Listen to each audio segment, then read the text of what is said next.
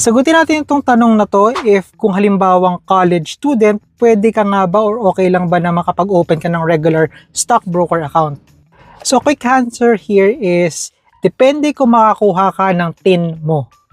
Balikan lang natin saglit, no? So if you want to invest in the stock market, kailangan mong mag-open ng tinatawag nating stockbroker account.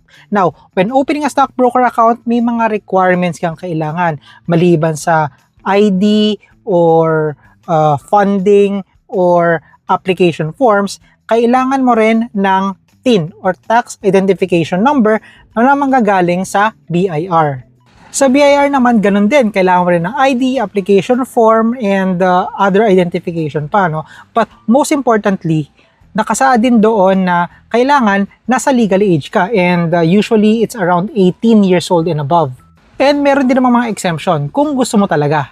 Now, kung talagang hirap kang makakuha ng TIN mo, then there's another option for you, and that is what we call in trust for account. May mga stockbrokers na nag-o-offer na neto wherein meron kang guardian na siya yung mag-o-open ng account, and then eventually it can be transferred to you as the beneficiary. I hope this information helps, and kung meron pa kayong mga tanong, feel free to comment down below.